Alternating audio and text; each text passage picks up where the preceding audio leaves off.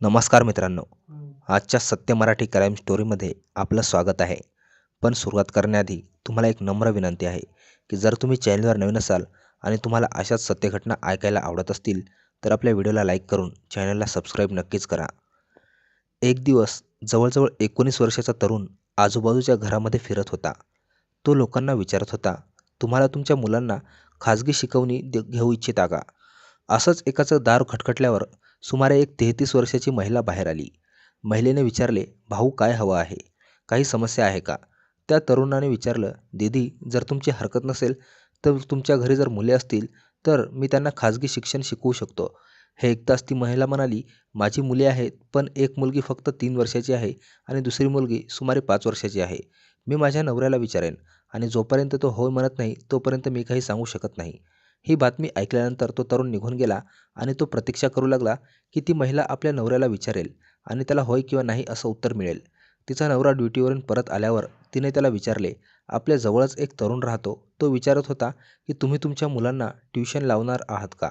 तो माणूस हसला आणि म्हणाला, धाकटी मुलगी तर अजून खूप लहान आहे, मोठी मुलगी ही फक्त 5 वर्षाची आहे.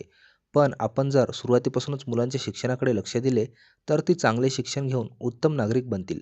नवऱ्यानेही होच म्हटले आणि नंतर ती महिला त्या तरुणाची वाट पाहू लागली. तरुण दुसऱ्या दिवशी आला आणि विचारले, दीदी काय झाले, मी तुमच्या मुलींना शिकवू का? तेव्हा त्या महिलेने सांगितले, बेटा एक काम करा, प्रथम तुम्ही माझी मोठी मुलगी शिकवा, कारण धाकटी अजून खूप लहान आहे आणि 1-1.5 वर्षानंतर तिला शिकवण्यास सुरुवात करा व तुम्ही उद्यापासून सुरुवात करा. म्हणजेच जसं त्या आईने सांगितले त्या तरुणाने त्या मुलीला शिकवण्यास सुरुवात केली. वेळ जसा जसा पुढे सरकत होता तसं तसं मुलंही मोठी होत होती आणि तो तरुण जो स्वतः शिकवत होता तो शिक्षणासोबतच मुलांनाही शिकवत होता. पण नंतर त्याच्या मनात त्या महिलेबद्दल काही वाईट विचार येऊ लागले. सुरुवातीला तो तिला दीदी म्हणत असे, पण कालांतराने त्याने तिला नावाने बोलवू लागला. मग त्यांची मैत्री झाली. मैत्री प्रेमात बदलली आणि दोघेही पती पत्नीप्रमाणे एकत्र राहू लागले. मुलीही आता मोठ्या झाल्या होत्या आणि त्याची मोठ्या मुलीवर सुद्धा तशीच नजर होती जशी त्याची आईवर होती. एके दिवशी आईला हे सगळं कळालं आणि तिला इतका राग आला की तिने खून केला. या खुनाची गुंज संपूर्ण प्रदेशात पसरली. आजच्या या कहाणीद्वारे आपण जाणून घेऊ की हे संपूर्ण प्रकरण काय आहे. ती उत्तर प्रदेशची राजधानी पुणे येथील घटना आहे. कंट्रोल रूम 112 नंबरवर 8 डिसेंबर 2025ची सकाळी सुमारे 9 वाजण्याचा वेळ होता. एक फोन आला आणि जसाच फोन उचलला तसाच त्या बाजूने आवाज आला, उत्तर प्रदेश पोलिसांच्या 112 नंबरच्या सेवेत आपले स्वागत आहे. आम्ही आपली काय मदत करू शकतो? या बाजूने महिलेने काहीच बोलले नाही. फक्त आवाज आला, मी एक खून केला आहे आणि शव घरात ठेवलेले आहे. सुरुवातीला हा फोन करमणुकीने करतात असं वाटलं, पण पुन्हा विचारल्यावर तोच उत्तर मिळालं, मी एक खून केला आहे, शव घरात आहे.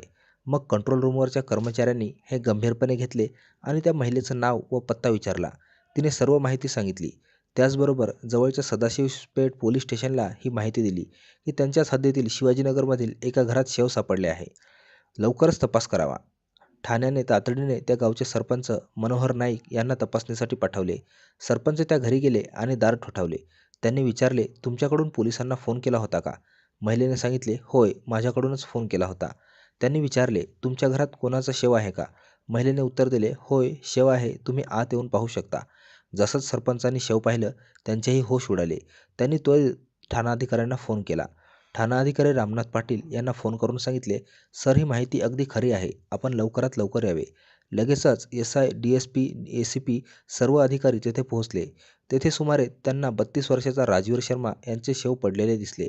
असं वाटलं की धारदार शस्त्राने एक नाही तर अनेकदा प्रहार केले गेले आहेत. पोलिसांनी ते शव जप्त केले आणि नंतर संपूर्ण प्रकरण समजून घेण्याचा प्रयत्न सुरू केला. मृत व्यक्ती ही पेशाने इंजिनियर होता. एका मोठ्या कंपनीत कार्यकारी इंजिनियर म्हणून काम करत होता. त्याचे मूळ गाव होते सातारा जिल्ह्यातील पलटण तालुक्यातील वाघपुरी गाव. पण त्याचे कुटुंब सुमारे 15 वर्षापूर्वी पुण्यात स्थलांतरित झाले होते. राजवीर स्वतः वेगळे राहत होता आणि त्याचे वडील कॅम्प येथे राहत होते. त्याच्या 3 बहिणी होत्या, सर्वांचे लग्न झाले होते.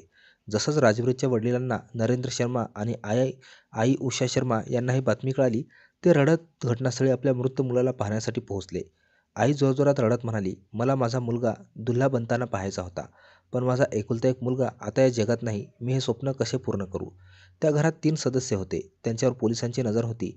नरेंद्र शर्मा यांनी ठाण्यात तक्रार नोंदवून सांगितले की माझ्या मुलाचा खून मीरा यांनी केला आहे. हे घर माझ्या मुलाचे आहे, ज्याची किंमत सुमारे 50 लाख रुपये आहे. हे घर ताब्यात घेण्यासाठीच तिने हालचाल केली आहे. तिला लवकरात लवकर अटक करून तुरुंगात पाठवावी. तिच्या दोन्ही मुलीही या गुन्ह्यात सहभागी आहेत. अशा प्रकारे प्रथम नोंद दाखल झाली आणि पोलिसांनी चौकशी सुरू केली. आता माध्यमेही या घटनेचा पाठपुरावा करू लागली. कहाणी सुरू होते साल 2012 पासून. जेव्हा राजवीर शर्मा 19 वर्षाचा होता, तेव्हा तो स्वतः शिकत असायचा आणि आसपासच्या घरांमध्ये ट्युशन शिकवणीच्या शोधात फिरत असे. असंच एक घर होतं विजय पाटील नावाच्या व्यक्तीचे, जो सरकारी कर्मचारी होता. तो दिवसा ड्युटीवर जात असे. घरात फक्त त्याची पत्नी मीरा असायची. त्यावेळी मीराचे वय सुमारे 33 वर्षे होते. धाकटी मुलगी 3 वर्षाची आणि मोठी मुलगी 5 वर्षाची. राजवीरने मीराला विचारले, "दीदी, तुम्हाला तुमच्या मुलांना खाजगी शिकवणी घ्यायची आहे का?" तेव्हा ती म्हणाली, "धाकटी मुलगी तर खूप लहान आहे. तुम्ही मोठीला शिकवू इच्छिता तर मी माझ्या नवऱ्याला विचारते." जेव्हा तिने नवऱ्याला विचारले तेव्हा त्याने सांगितले, "काही हरकत नाही. मुले जर शिकली तरच पुढे जातील." पण नवऱ्याला दारूचे व्यसन होते आणि त्यामुळे तो आजारी पडला. इकडे राजवीर रोज शिकवणीसाठी येत असायचा. 2 वर्षे हा क्रम चालू राहिला. एके दिवशी बातमी आली की विजय पाटील यांचे निधन झाले आहे. साल 2014 मध्ये कावीळ रोगामुळे त्याचा मृत्यू झाला आणि मीरा विधवा झाली. त्यांना नोकरीमुळे पेन्शन मिळू लागले आणि घरचा खर्च चालू राहिला. जेव्हा मीरा एकटी राहिली तेव्हा राजवीर जेव्हा मुलांना शिकवण्यासाठी येई तेव्हा त्यांच्या नात्यात जवळीक येऊ लागली. मैत्री झाली आणि मैत्री प्रेमात बदलली. जेव्हा दोघांच्या कुटुंबियांना हे कळालं तेव्हा त्यांनी हे नातं थांबवण्याचा प्रयत्न केला. पण जितके थांबवण्याचा प्रयत्न केला तितकेच ते दोघे जवळ येऊ लागले. प्रेमसंबंधात राहू लागले. राजवीरने इंजिनिअरिंगचे शिक्षण पूर्ण केले आणि नोकरी मिळवली. जेव्हा कुटुंबियांनी अजून जास्त विरोध केला तेव्हा साल 2020 मध्ये राजवीरने त्यांना स्वतःच्या घरात भाड्याने दिले. कदाचित भाडेबी नसेल. मीरा आणि तिच्या 2 मुलींना तो घरी राहू दिले. वेळ पुढे सरकला. मुली मोठ्या होऊ लागल्या. तो मुलींवर नजर ठेवू लागला. ती कुठे जाते, कोणाशी भेटते, कॉलेजमध्ये कोणाशी बोलते, मोबाईल वापरते का, अशी भूमिका बजावू लागला, जशी एक वडिलांनी बजवावी. सुरुवातीला मीराला हे चांगलं वाटत होते की तो मुलींची काळजी घेतो. पण तिला हे माहीत नव्हतं की त्याची वाईट नजर त्याच्या मोठ्या मुलीवर आहे. सुरुवातीला मुलगी शांत राहिली, पण एक दिवस आईला हे कळालं. आईला ह्या गोष्टीवर खूप राग आला. ही तारीख होती 7 डिसेंबर 2025ची. त्या दिवशी राजवीरने मोठ्या मुलीचा मोबाईल पाहिला आणि त्यात एक मुलाची फोटो पाहिली. त्याने विचारले, "ही फोटो कोणाची आहे?" मुलगी सांगू शकली नाही किंवा सांगेना. तेव्हा राजवीरला खूप राग आला. तो इतका रागावला की त्याने त्या मुलीला ओढत खोलीत नेले आणि तिच्याशी अभद्र वागणूक करू लागला. मुलगी जोरजोरात ओरडू लागली. धाकटी मुलगी आईकडे धावली आणि म्हणाली, "मम्मी, बघ, दीदीला परत त्रास दिला जातोय. बाहेर ओरडण्याचा आवाज येतोय."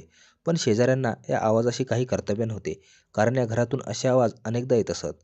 आईला अत्यंत राग आला. तिने धाकटी मुलगीबरोबर दाराजवळ गेली आणि दार ठोठावले.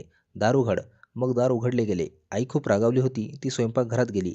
एक सुरी आणली आणि दार उघडताच तिने मुलींना सांगितले, "याला पकडा." त्यांनी त्याला पकडले, जमिनीवर पाडले आणि नंतर आईने त्याला सुरीने ठेचले. म्हणजेच त्याच्या मानेवर एकापाठोपाठ एक अनेक वार केले आणि जोपर्यंत त्याचा मृत्यू झाला नाही तोपर्यंत तो तडफत राहिला. आता आई, मुली समजू शकत नव्हत्या की आता काय करायचे. 7 डिसेंबर 2025ची रात्री 11 वाजले होते. त्या तिघी सदम्यात गेल्या होत्या. दुसऱ्या खोलीत जाऊन बसल्या आणि प्रतीक्षा करू लागल्या की आता काय करावे. काही सुचेना म्हणून सुमारे 10 ते 12 तास गेले. नंतर सकाळी 9 वाजता 8 डिसेंबर 2025 रोजी त्या मीरा नावाच्या महिलेने पोलिसांना फोन केला आणि सांगितले, "साहेब, मी एक खून केला आहे." पोलीस आले. अजून या प्रकरणाच्या सर्व पैलूंची चौकशी चालू आहे. खरोखरच या महिलेच्या मुली यात सामील होत्या का? का केवळ महिला एकटीच होती? किंवा बाहेरचा कोणी तिसरा सामील होता का? प्रत्येक पैलू तपासला जात आहे. पण इंजिनिअरच्या हत्येची चर्चा सर्वत्र पसरली. आईला बॅड टच आवडत नव्हता आणि मुलीलाही ते आवडत नव्हते, म्हणून हत्या झाली. आता कुटुंबीय रडत बिलबिलत आहेत. पोलीस सर्व पैलू तपासत आहेत आणि पोलिसांचा दावा आहे की लवकरात लवकर घटनेचा शोध लागेल आणि आरोपींना शिक्षा मिळेल. मित्रांनो, ह्या संपूर्ण घटनेचे वर्णन करण्याचा उद्देश कोणाला त्रास देणे किंवा दुःख देणे नाही, तर तुम्हाला जागृत करणे आणि सतर्क करणे आहे. धन्यवाद.